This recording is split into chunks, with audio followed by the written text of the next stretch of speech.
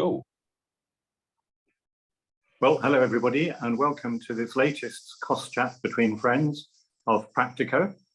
The participants today are the usual Andy Ellis, Managing Director of Practico, and me, Jeremy Morgan, QC consultant to Practico and a retired cost barrister. But our guest today, who we're delighted to welcome, is George McDonald, another thoroughbred from the cost stable of cost barristers at 4 New Square. It's been sunny, lots of blue skies. I live in Italy, even more blue skies. So blue skies thinking is definitely the order of the day.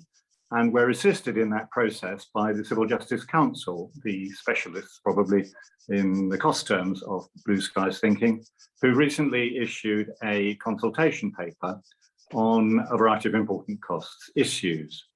And we decided to take their paper as the theme for today's chat. There are 4 issues which they've highlighted, and hopefully you'll find the discussion provocative enough to make you want to write in your own submission to the consultation. Submissions due by the end of September. The 4 topics in general terms are these, but George will explain in more detail what they're looking at. Cost budgeting, that old chestnut. Fixed recoverable costs and the consequences of their being extended, guideline hourly rates, and the Master of the Rolls' favourite topic, digital costs, digital justice, and the costs related to that. So protocols and portals and how they should deal with the extension of digital justice to other areas. So with that in mind, I will hand over now to George to talk about cost budgeting. Thanks, Jeremy. Hello, everyone. So it's probably worthwhile just delving into a bit of the background to where the CJC's consultation paper seems to have stemmed from. So there are 2 events which I think may have driven it. The first is that Master Davison, in a mesothelioma case, referred to the fact that neither he nor his fellow judges, including cost judges, necessarily believe that cost budgeting controls costs any better than detailed assessment. And then he concluded by saying, this is a very large and sensitive area. I don't really want to get into it now, but those are my preliminary thoughts. The next sort of turning point seems to me to be the Master of the Rolls' comment at the recent ACL conference in November, which was reported in the Law Gazette, where he remarked that he went to a budgeting hearing and was aghast at the amount of time that had been spent dealing with granular aspects of the budget. And then for all of us who have had that joy, they will appreciate that you spend many hours going through very specific arguments and detailed phases, even if the budget is in the 10,000, 100,000 level, which some might think is rather front-loading the costs.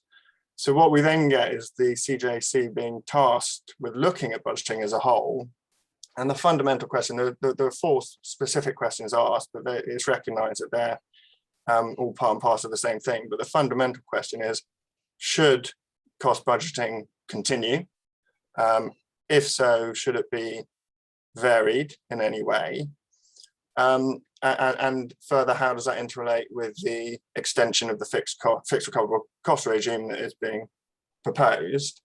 I'll read out the specific questions as we go. What I'll do is I'll give some preliminary views from me on each question, and then Andy and Jeremy can tell me why I've got it all wrong, and we can thrash through that.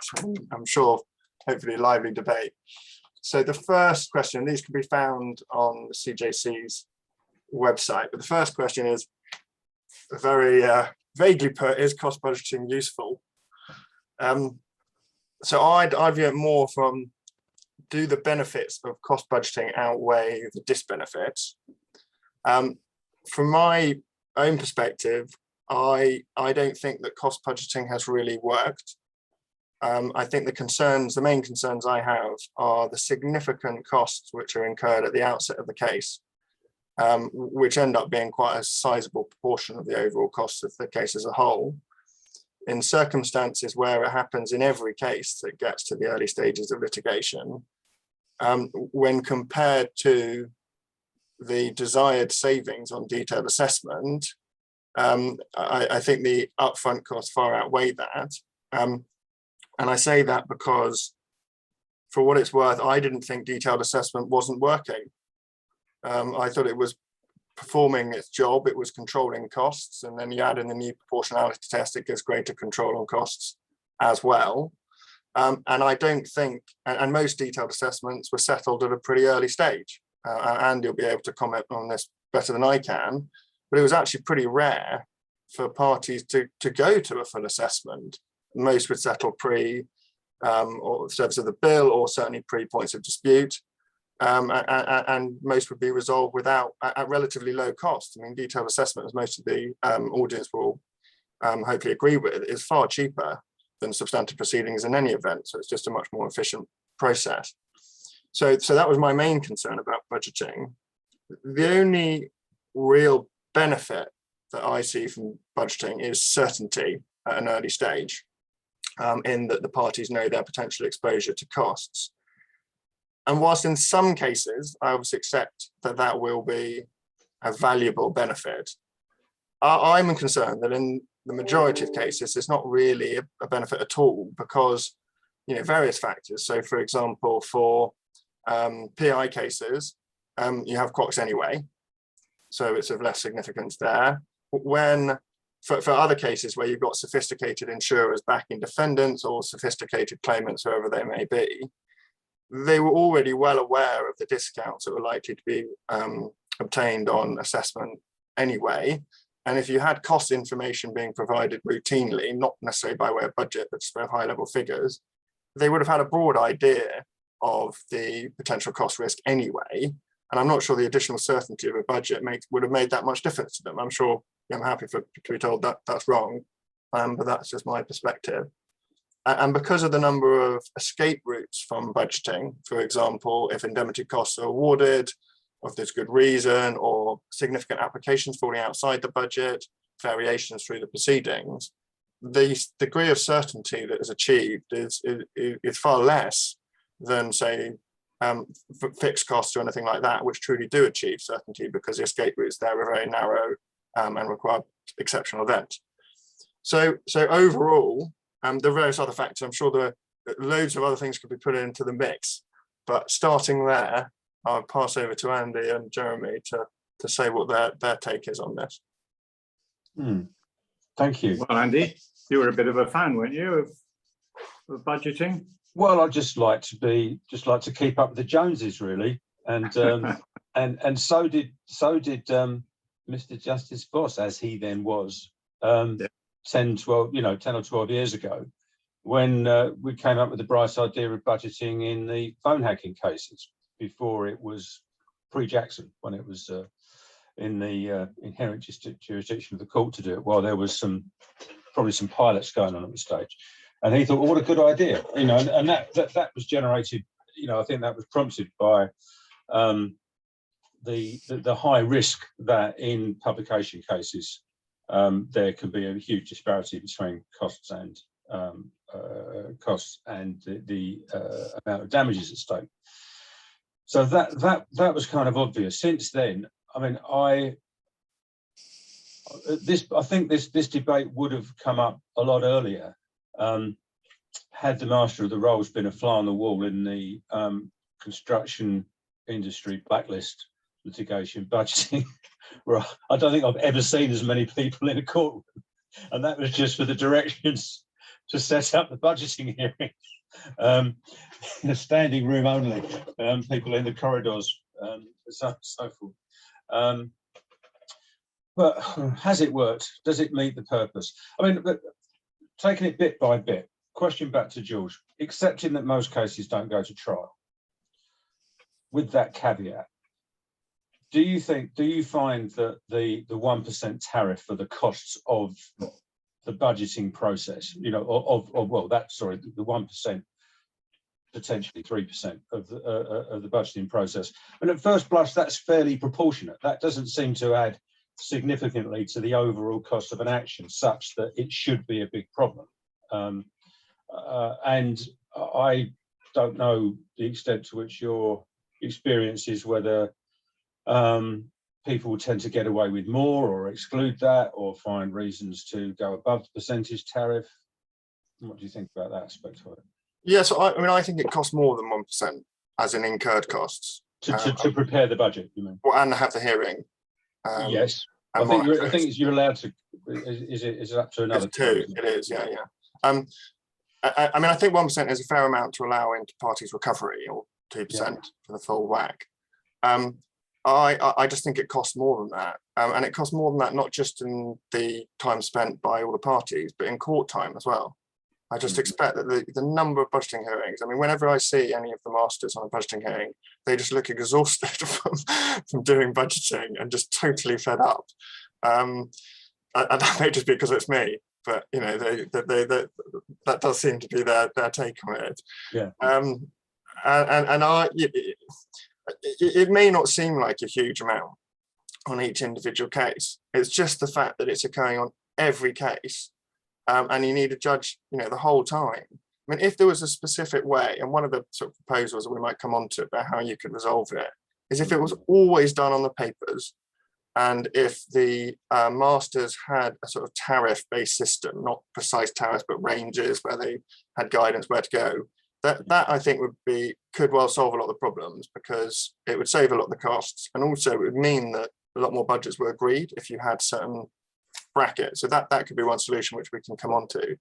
In terms of the media cases and defamation cases, I entirely agree with you, Andy. I mean, that's a circumstance where it's probably appropriate. And one of the questions in the consultation is, are there any cases where it should be kept? And I think that, you know, defamation is a prime candidate for that, just because of the cost far outweigh the damages. And I'm sure we'll get an insight into that for the got Rooney and Vardy, I think, being handed down at 12 today. Yes. I know it's a substantive thing, but I'm sure it'll be publicised what the costs are. So that'll be quite interesting on that. Yeah. But that's more just, I think, for our own sort of viewing pleasure rather than any real interest. So I agree that it may be that certain types of cases we can retain it. But what I had in mind was just your run-of-the-mill case, damages, you know, 100,000. And you know, that's higher than lots of these cases, but damages 100,000, and you know, it's a lengthy process for that. Even, you know, £1 million cases is quite a lot of work. Yes, obviously some of that will be taken up with fixed recoverable costs being extended. Exactly. But then that sort of increases the case, doesn't it, for leaving budgeting in cases which aren't any longer covered by fiscal or by FRCs. We'll save that. If the desire is to control proportionality through budgeting, then the greatest concern probably lies in the cases where fixed recoverable costs will now be extended to. Yeah. Because if you've got a case worth 5 million, and I know you've got all these judgments saying, well, a budget for 2 million for that is unreasonable, disproportionate. But you're not, you know, a case of 5 million is typically between corporate entities. Yeah. Who don't really, I mean, I don't want to sound crass about this, but they don't need budgeting as much as individuals, you wouldn't have thought, because they can make more informed decisions about their potential exposure anyway. What about? Do you think there's anything in the argument that actually having a framework in the form of a budget governs, because Jackson's intention was that it would govern solicitors' behaviour and the conduct of their own cases, as well as the recoveries into parties? And I mean, he basically regarded litigation as a bit like construction, which was his background and yours, I think, as well, and needed project managing, and that would be in everybody's interest. What do you think about that argument in the cases which will be outside fixed recoverable costs? I mean, I certainly agree with you, Jamie, and with Sir Rupert in that, because it is important to project manage budget from a solicitor client perspective, but I don't think the cure is to impose inter-parties recovery or inter-parties cost budgeting, because you're not really going to the heart of the problem there. What another way of doing it would be to one, either have just a sharing of cost information, but without having the formal budgeting process, so the granularity of a budget and then the hearing, etc. You could achieve that through sharing of cost information. Or you should have some mechanism for properly enforcing the obligations on solicitors to provide proper estimates and proper cost information to their client. Because although we would have always dealt with a lot of solicitor client disputes about estimates, and I think you're even in Master Cigars, weren't you, Jeremy, back in the day? So you're very familiar with these sorts of issues. But the truth is that most solicitors still, I don't mean this disparagingly, but lots of solicitors either forget to update their estimates, or and most are probably unfair, but in lots of cases solicitors forget to do update their estimates, and haven't gone in as much granular detail as perhaps they would need to properly cost out the case going forwards. You need some more effective constraints than Master Cigars imposed there. Well, you would, because normally it just never goes to dispute, does it? But then similarly, in a lot of litigation, do you have CFA lights where the client has little interest really in the budget, and that's why sharing cost information into parties may achieve that aim, but without the formalities of cost budgeting. Yeah, I mean, what about perhaps a sort of targeted form of budgeting? I think something you mentioned when we were setting up this meeting. If the prime suspects for disproportionate costs in a case are likely to be, say, disclosure and experts or something like that, if you limited it to those areas and left the other bits to detailed assessment, that might help.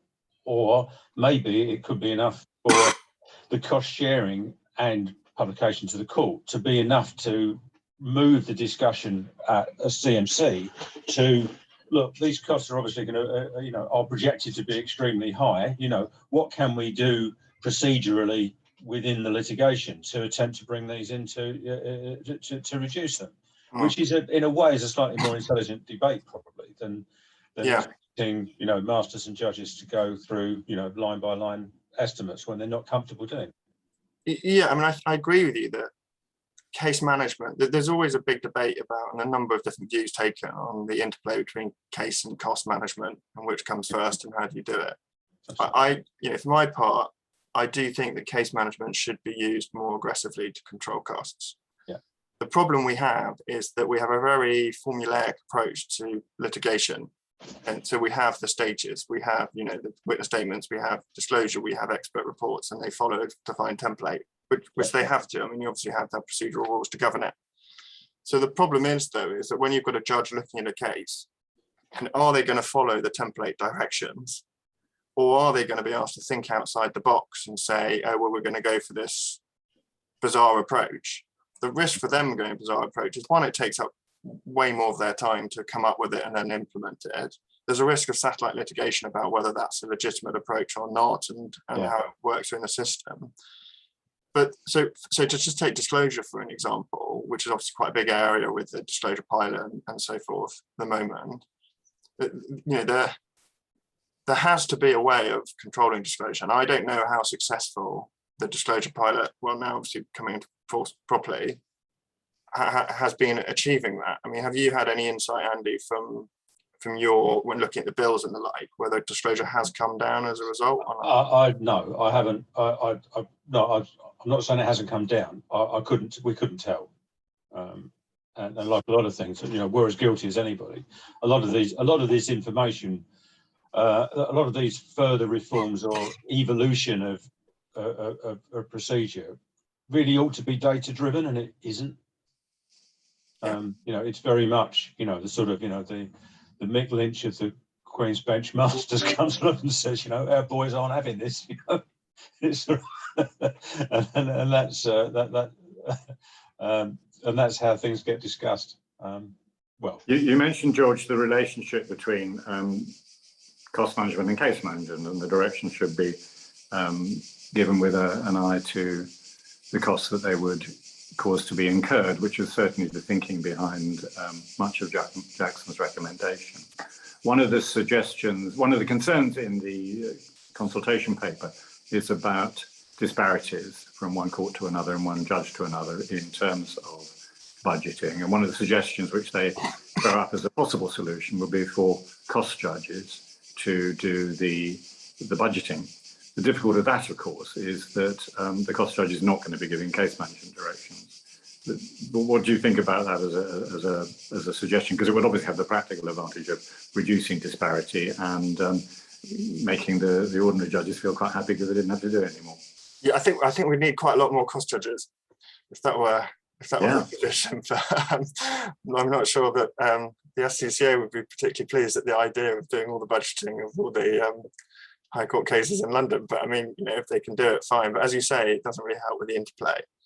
I think what would be better, and this perhaps leads us on almost to guideline hourly rates as well, is to give them parameters. So there's the suggestion of training of them in cost budgeting. I'm not sure how much training has gone on, and again, I don't mean that critically. I just don't know as a matter of fact whether they've had any training. But I think it's easier, because it's very easy to forget one's training. I think it might be easier if they were given guidance on brackets, you know, like PSLA awards, effectively that sort of, you know, for this type of case, we would expect to see for witness statements between, you know, 20,000, 50,000. And I know that'd have to be quite lengthy and variable and the like. I just think that would be much easier for non-cost judges to, you know, ensure consistency or some level of consistency across the board. But wouldn't everyone then pitch their claims at the top end of whatever bracket it was that you gave to any type of case? They probably would, but then, you know, you get that at PSLA as well, don't you? So, you know, I mean, and then the judge will say, well, actually, I don't think it's that different. And they'll know, you know, they'll know in truth what it's like. And I expect quite a lot of deals could be done. Yeah. I mean, if before we leave cost budgeting, if we're about to, the only other couple of observations I'd make is that, I mean, I think from a policy point of view, the fact that the courts are so obviously under-resourced and stretched adds to the burden and the irritation over the time these things take up, which is unfortunate.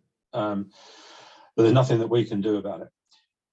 If the CJC really has got the skids under this, then I think the one thing that I would like to see retained, and I fear won't be, is that I think it's been a very positive move to view the categorisation of costs by way of phases, which starts with budgeting, but now, of course, continues through to detailed assessment as well.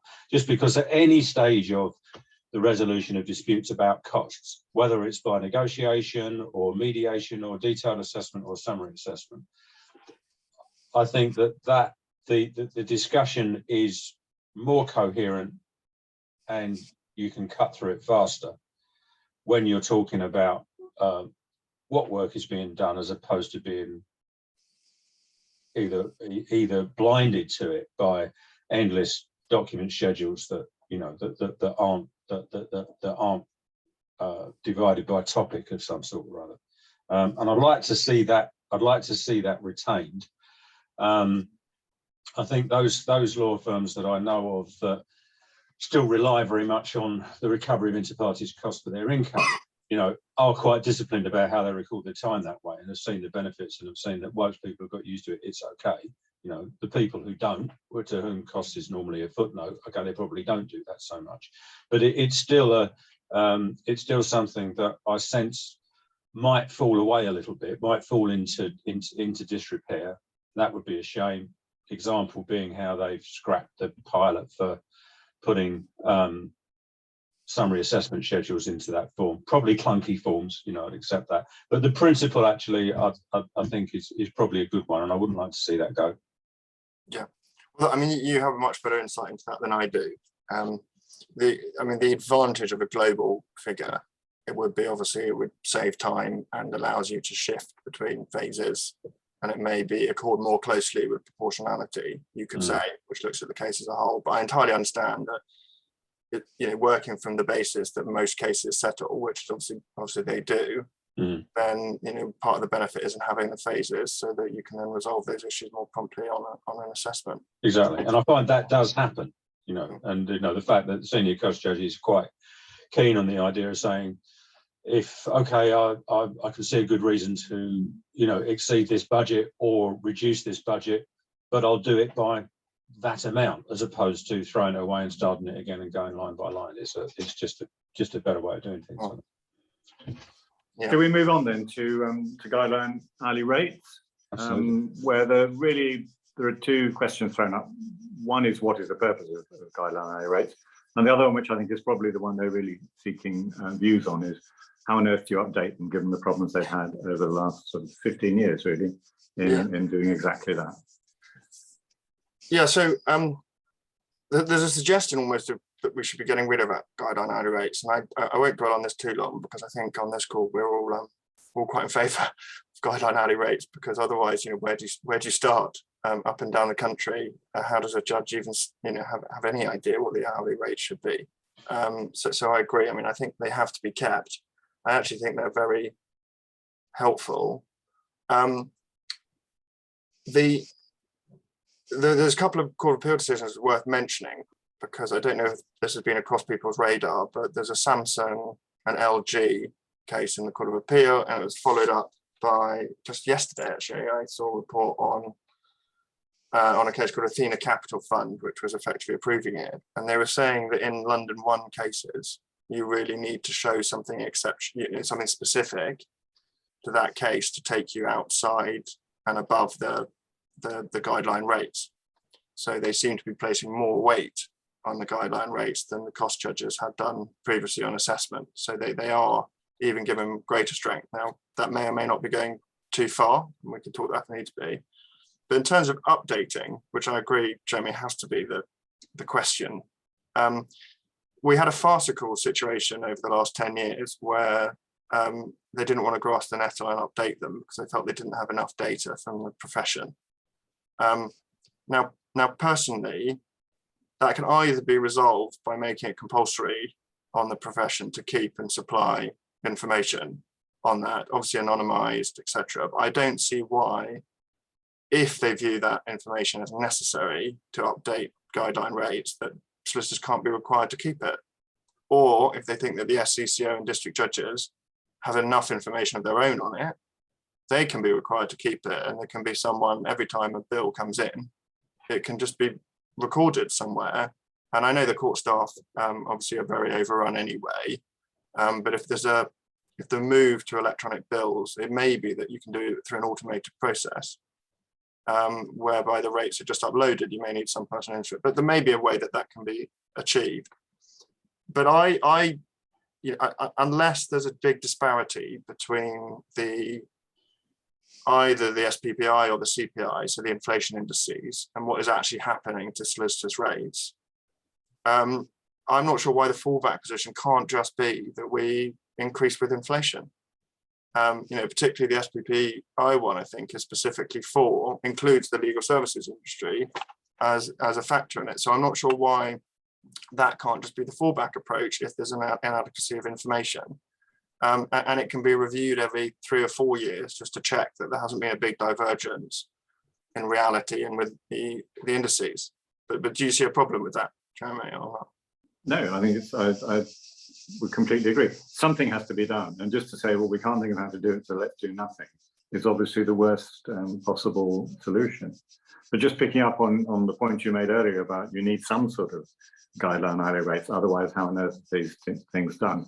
I'm the only one on this call who is old enough to have been in practice before even the surveys that were done in the 1980s by local law societies were in force. And you went along to a hearing and the cost judge or the district judge would look in his bottom drawer and have a little table, and it was always a he, I have to say, have a little table of the rates that he allowed. And if you got on really well with him and you were very, very lucky, he would sometimes share the contents of the table with you. And then you go back and tell everyone, this guy, that's what gets allowed, this kind of case. And that's a ludicrous situation. Yeah. It's effectively having guideline rates, but unpublished. Absolutely, yes, and completely personal to And the judge. Yeah. Mm. Yeah, exactly. So I think we're fans, aren't we? Yes, I mean, I think we are. I think that it will be impermissible to let it slide in the same way that it slid between 2010 and 2021. Particularly if, as appears likely, we're heading into a sustained period of heavy inflation. And I think over the years, as there have been more sophisticated indices of inflation, you know, sector-based, that is something that ought to follow. I mean, I have some sympathy for the view that they were still there basically to help judges doing summary assessment, where I mean, and the factors that used to take up a lot of our time on detailed assessment, arguing about okay, that's the expense rate, but what about care and conduct? You know, depending upon the circumstances of the case, that would make the gross rate quite elastic, actually, in a lot of cases. That some of the, you know, that shouldn't really be lost. It seems to me entirely. But the parameters ought to be narrower than. I mean, I can't understand why you would have a London 1 rate and go 50% above it, pretty much for anything. Something the London 1 rate's wrong then, if that's the case. Yeah, and I mean, for summary assessment, you might expect a little less flexibility than the detailed assessment. I mean, as the rules say, they are only a starting point for detailed assessment. So there is the room in the more complex cases. Indeed. To Obviously, if I'm justifying costs, it's the London 1 rate is, you know, should be flexible because. Exactly. Okay, I think we've done that one. Right, the other favourite of the Master of the Rolls, digital justice, and the impact really on costs of the extension of online justice and portals and pre-action protocols, that kind of thing. What do we think about that, George? So, I mean, it looks like we're definitely going that way, digitalisation. That seems inevitable. I'm actually a fan of digitalisation itself. I think it can be used. We have to ensure appropriate safeguards for vulnerable users, but in theory it should work. I also think in theory it should lead to cost savings if it works properly. Guys, do you think the pandemic made a big difference to the appetite for digital justice? So I'm coughing. Just because you mentioned pandemic. Yeah, I'm good. But I do actually. I think it made it brought forward a lot of changes just generally in working life, but also on digitisation.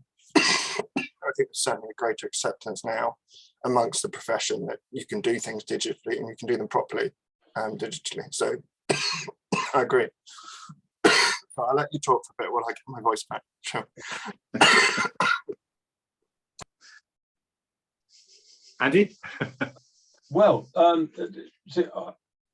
I don't do it, right? So therefore, I shouldn't be allowed to comment on this, you know, because we've never been called upon to assist anybody with any form of portal work. For example, I can completely understand why it would be the way forward.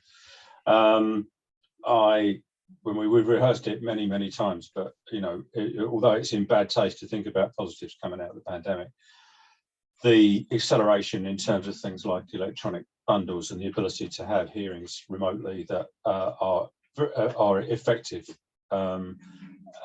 is a huge leap forward, and we wouldn't have been anywhere near the position we are now had it not been for being forced down that road by a very unfortunate set of circumstances. But let's take the benefits when they're evident. Yeah, I just thought it'd be at least 10 years. Absolutely. Everything was moving so slowly. Yeah, yes. Yeah. And George, you've got your... I've got my voice back. Yeah. Bad news for everyone, sadly. But I do think it should make cost more predictable as well, if it works right. I think digitalisation and fixed costs do go hand in hand. I do think there's greater justification for fixed costs when you can do things using a set format and procedure.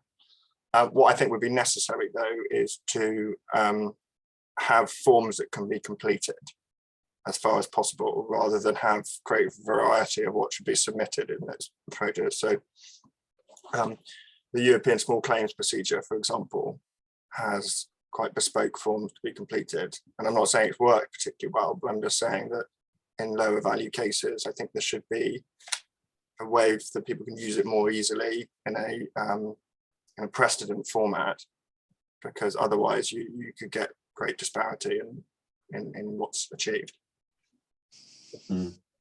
One of the issues that's raised by the consultation is the distinction between contentious and non-contentious business and informed consent, on which George has a little difficulty because he's counsel in the Belsner case, which was recently adjourned. Is there anything you can safely say, George, without giving away the strength of your case? Exactly, that we'll win. What I would say is that the Solicitors Act itself is a strange beast. And I think for those of us who do solicitor client assessments, there are a few areas which generate lots of disputes. So be that the things we're looking at in Belsner, be that interim statute bills and the like, it is an area where it probably needs to be looked at. The contentious, non-contentious business distinction, I don't think is the cause of any of the problems with the Solicitors Act, but others may disagree. And that's one of the issues which I can't really go into in any detail. But there is, the Solicitors Act itself that has given rise to some issues and there's quite a lot of satellite litigation about it at the moment, as you'll be aware of anyway. I'm just going to go on to mute again so I can clear my throat. Yes. I mean, one of the things that seems to be required, I mean, this is the Civil Justice Council, who normally have to do with CPR and things like that. One of the major reforms that seems to be required is the Solicitors Act itself, which is obviously outside their jurisdiction. Their recommendation from them might help, but that might be the solution to some of the undoubted complexities, I think, on any view. How important the consequences of these complexities are is perhaps moot, but there are undoubtedly some incredible complexities in the Solicitors Act, which may not be entirely appropriate in the modern age. There is also a fundamental question about the extent to which solicitors' fees should be linked to recovery. So solicitor-owned client fees are linked to recovery from opponents. And that, that has played sort of all the reports on costs through the years, Wolf Reforms, Jackson's reports, etc. And it is an interesting debate. Again, I can't say too much more on that, but it is an interesting debate about how far solicitors should be able to charge more and how much more than is recovered from the other side. And what needs to be said, what doesn't need to be said, and the like. So it's an interesting area, which we may get clarity from Belsner, or it may they could well say in Belsner things need to be looked at. But also, given the fluidity, if you like, of the professional bodies that can do with what used to be traditionally solicitors' work, the heavy regulation of solicitors' costs compared with, say, those of accountants is certainly raises a question which needs to be looked at in that context. It seems to me that a review of the Solicitors Act would be a very useful step at this stage.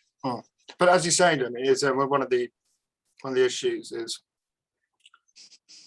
the added protection that clients of solicitors have compared to clients of accountants or any other service provider, frankly. I mean, most solicitors probably feel that they're very heavily regulated already, particularly in terms of remuneration, compared to their friends in other professions. So there is an issue about how far you interfere with the contractual relationship between freely contracting parties as well, that needs to be grappled with. Particularly because the origin of the Solicitors Act, and I can't remember the first one, it's before the 1843 Act, but the regulation of solicitors' bills goes back a long way when, obviously, unlike today, the profession was regarded with considerable, a raised eyebrow, if you like, by certainly the judges back in those days, as a particular body that needed to be, carefully checked. And that really will be unfair to say that was true today when you compare solicitors with other professionals doing similar work. Yes, I mean, yes, exactly. Why not dentists? Have you had a bad experience, Andy? No. Dispute with your dentist. I think they look great. I've had a costly, well, exactly. I mean, like, who wants to dispute with their dentist? Otherwise, you fall asleep wondering whether you're going to go back in the next time and they're going to behave like Laurence Olivier in Marathon Man. Want to keep on their side, though.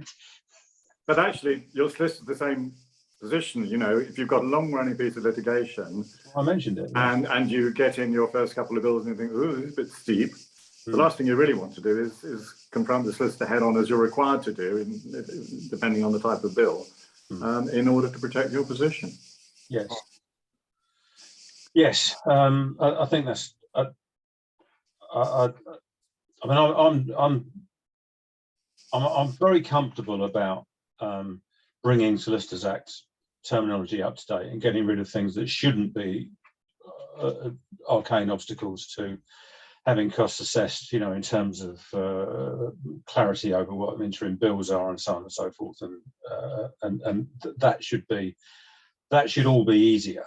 But in terms of I wonder how many people we're talking about. I think there's probably quite a lot of people in the middle who are between the people who are detached from cost because of CFA lights or so and so, and people that are very sophisticated purchasers of legal services and are going into these decisions very, very much with their eyes open. And it's just that middle ground. It's probably larger than we see, and they're the people that phone us up and say, "I never had any idea about any of that," Always caveated by the case didn't quite work out as we hoped. Particularly until recently, that whole group of CFAs, not CFA lights, but the other CFA cases, were the one area that was not an issue here, there's no problem. But in fact, it's now become the most litigious area of the lot in client terms. I think that the abolition of recovery of additional liabilities has massively increased solicitor-client disputes. Yes. Yeah. Yes, exactly. Well, there was always going to be that tension of rowing back from the notion that had probably gone too far, which was, litigation is not my risk. I can de-risk it, and that's something that was always was always a dangerous principle, I think. Yeah. The last topic in the consultation paper is the consequences of the extension of fixed recoverable costs. I think this is a bit of an add-on, really, because there's not a huge amount in it. But have you got any thoughts on that, George? So I think the main things are it makes budgeting redundant, obviously, for those cases because they need it. So that may factor into whether you keep budgeting or limit it to certain cases. I think that it also will have a little difference for the guideline hourly rates point. I mean, we think they should still exist. I mean, it does render them redundant in those cases because if you have fixed costs, they're normally not a multiple of, hours spent times rate. They're just a fixed number. So again, rates will be less important there, but I certainly don't think that means they should be abandoned. And so, yeah, I don't. And as I said, there's a question about the interplay between fixed costs and solicitor client costs, which may need to be considered. But yeah, they're not asking for views on whether you should have fixed recoverable costs. It's just the Should say impact on the other areas. So I think I'm not. I think they tagged it on as a kind of just in case anyone has any ideas, as you say, Jeremy. I think it has some impacts, as we talked about, but I don't think they're particularly major saving respect of budgeting. They did ask whether there should be some form of cost capping for specialist areas. In terms of fixed recoverable cost, I think my own view for that is that if a case is certain enough to be able to impose a cap on it, cost cap, then it should be certain enough to have fixed recoverable costs as well. I'm not sure what the benefits of cost capping are over fixed recoverable costs, save that it has a bit more flexibility because you're only imposing a top level cap rather than saying what should be recoverable. But in those circumstances, you would then have an assessment anyway. So you don't really get the benefits of certainty or the benefits of fixing recoverable costs, etc. So I'm not sure that capping necessarily is the answer here, but I don't know whether you have other views on that. Well, I mean, I think my view is there's enough complication in cost law anyway. Why add in another specialist category with yet another regime? Seems too much. Yeah, agreed. Absolutely. Anyway, I think that's about it. Thank you very much, George. It's been a very interesting introduction to this consultation paper. As I said earlier, if you do want to submit a response, you can do so till the 30th of September. All the details are on the CJC website. And apart from thanking George, in the meantime, can we just wish you, on behalf of Practico, a very good summer? Yes. Well, hasn't everyone already had it? No, exactly. That's really, thank you very much, George, and for the benefit of our viewer, we'll be continuing to have these discussions until the end of the consultation period in various forms, including I think we're looking to plan a live event now that they're potentially logistically possible again in September sometime. So there will be more of this and different views and different angles as the conversation carries on. So thanks a lot, George. Nice to see you again. Well, thanks for having me, both of you. Fisherman's Friend, I'd recommend for the Sorry? Fisherman's Friends for the Oh, thanks. Okay. Thank you very much.